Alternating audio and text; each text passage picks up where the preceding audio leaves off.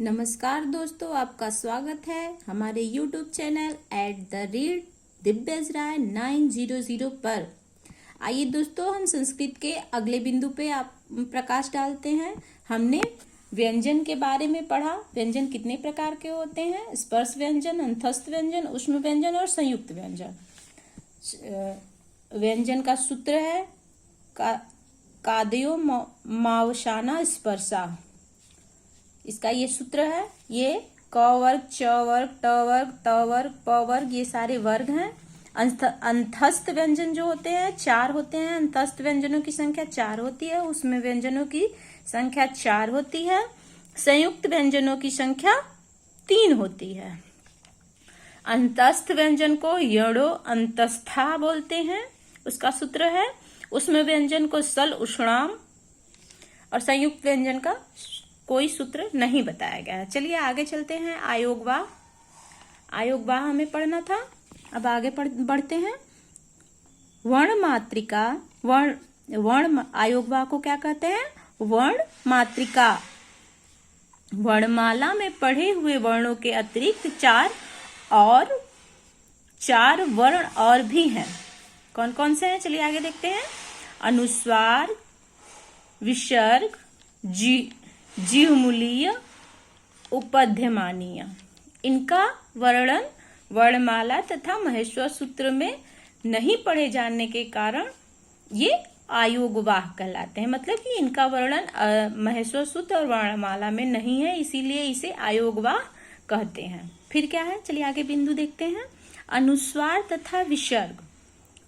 अंग, अह, इत्यचः, परानुस्वार, विसर्गो, ये इसका सूत्र है। इसको एक ही में ऐसे पढ़ रहे हैं हम।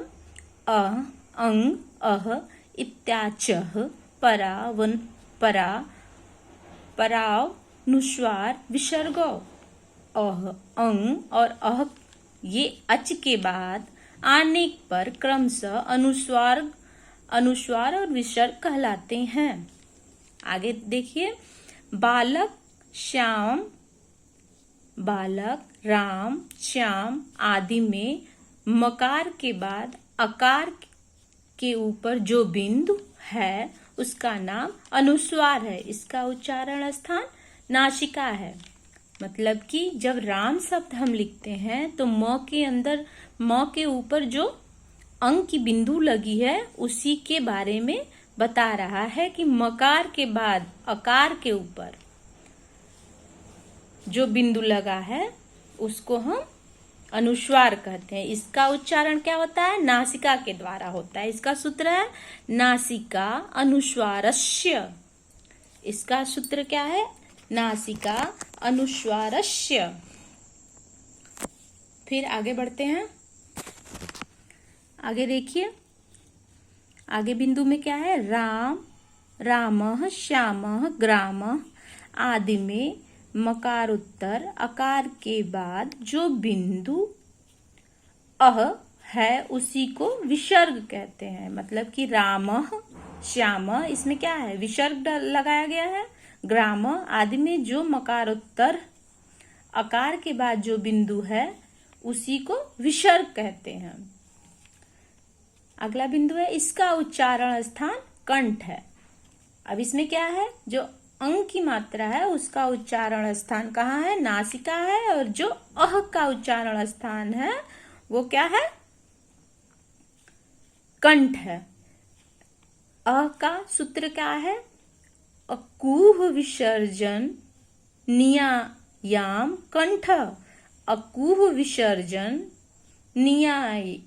नियायानम कंठ। मतलब जो वे ध्वनियां जो कंठ के द्वारा उच्चारण हो उसे विसर्ग कहते हैं। जिह्वा मूल्य क्या होता है? ये एक प्रकार की ध्वनि है जो इस प्रकार के चिन्हों के द्वारा प्रदर्शित करते हैं। आप देख रहे हैं यू की तरह एक उल्टा यू बनाया गया है, एक सीधा यू बनाया गया है। आपको यहाँ पे और नजदीक से ले जाके दिखा रहे हैं तो कप की तरह एक ऊपर लगाया गया है, एक नीचे लगाया गया है। क, ख इत्यादि कखाभ्याम प्रगर्ध विसर्ग सदृश्यो जिह्वामूली। क ख के पहले जो आधे विसर्ग के समान लिखे जाते हैं उसे जिह्वामूलीय वर्ण कहते हैं। जैसे बालक क्रीडति, अब यहाँ पे वो निशान लगा हुआ है तो इसको अर्ध क्या कहेंगे, विसर्ग, इसको अर्ध विसर्ग कहेंगे। बालक खेलती यानी कि यहाँ पे अर्ध विसर्ग है, तो ये क्या कहते हैं, जब अर्ध विसर्ग होता है तो उसे जिह्वामूली, उसका नाम जिह्वामूली है। अब आगे के बिंदु पर देखिए, ध्यान दीजिए, इसका उच्चारण कंठ के नीचे जिह्वामूल से होता है, इसलिए इसका नाम जिह्वामूल है। इसका सूत्र है जिह्वामूल्यस्य जिह्वामूलम।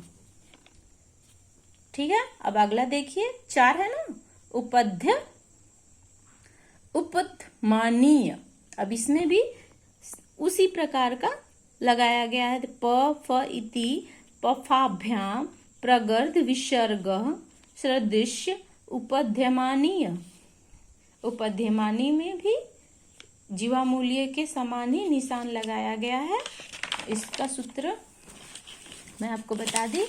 अब देखिए, प फ के पहले जो आधे विसर्ग के समान लिखा जाता है इसका उच्चारण स्थान ओष्ठ है। उपध्यमानिया नाम ओष्ठव। इसका उच्चारण स्थान क्या है, ओष्ठ है। ठीक है, चलिए आगे बढ़ते हैं। अब आगे क्या है, कार और इफ प्रत्यय। वर्णातकार संस्कृत व्याकरण में वर्णों में कार प्रत्यय लगाकर बोलना चाहिए, यथा क धन कार अकार, क धन कार ककार, ख से खकार, ग से गकार आदि। र में इफ प्रत्यय कोष्टक में लिखिए, र धन इफ लगाकर रेफ कहा जाता है। अब उसके आगे अगले बिंदु पर देखिए क्या है, अनुपूर्वी या पदों का अंतक्रम। किसी भी शब्द में वर्ण जिस क्रम में व्यवस्थित रहते हैं उस क्रम का नाम अनुपूर्वी होता है। जैसे बालक शब्द में 6 वर्ण हैं, ब आ ल अ क अ। राम शब्द में 4 वर्ण हैं, र आ म अ। अगले बिंदु पर देखिए, बालक और राम के अंत में अकार के अंत में ये अकारांत शब्द हैं। इसी प्रकार हरि इकारांत हुआ, कवि इकारांत हुआ, रवि इकारांत हुआ, ऋषि इकारांत हुआ, कपि आदि शब्दों में ई की मात्रा है इसलिए ये इकारांत हुआ। अब आगे देखिए, आगे बिंदु में क्या है, पितृ भातृ जागृति आदि शब्दों में क्या है, इसमें री की मात्रा है तो ये ऋकारांत शब्द हुए। राजन आत्मन आदि में नकारात है। मनस पयस यशस आदि सकारात है, इसमें स है लास्ट का शब्द तो ये सकारात है। शरीर जगत आदि तकारात है, क्योंकि इसके लास्ट का शब्द अंतिम जो शब्द वर्ण है वो त है तो इसलिए ये तकारात है। अब देखिए, अब आगे महेश्वर सूत्र है। अभी के लिए बस इतना ही। अगले वीडियो में हम आपको महेश्वर सूत्र के बारे में जानकारी देंगे। हमारा वीडियो कैसा लगा हमें कमेंट करिए। हमारे वीडियो को ज़्यादा से ज़्यादा लाइक करिए, शेयर करिए ताकि हम आपको आगे की जानकारी प्रदान करें। धन्यवाद।